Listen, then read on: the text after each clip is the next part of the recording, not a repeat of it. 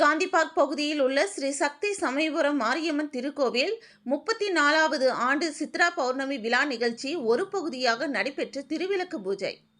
கோவை மாவட்டம் காந்தி பார்க் பகுதியில் ஸ்ரீ சக்தி சமயபுரம் மாரியம்மன் திருக்கோவில் அமைந்துள்ளது.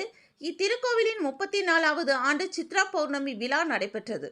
இதன் ஒரு பகுதியாக திருக்கோவில் வளாகத்தில் திருவிளக்கு பூஜை நடைபெற்றது. திருவிளக்கு பூஜையை கோவை ஆதீனம் பாலமுருகன் அடிமை பாலமுருகன் சுவாமிகள் தலைமை தாங்கி நடத்தினார்.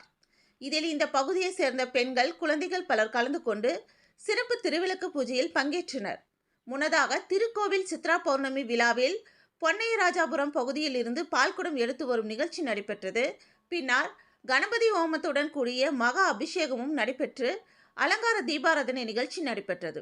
நிகழ்ச்சிக்கான ஏற்பாடுகளை அவையம்பாள் சுப்பிரமணியம், லயன் முகாம் வெங்கடேஷ், கேசி தோட்டம் பத்மலட்சுமி செல்வராஜ் உள்ளிட்டோர் செய்திருந்தனர் என்பது குறிப்பிடத்தக்கது.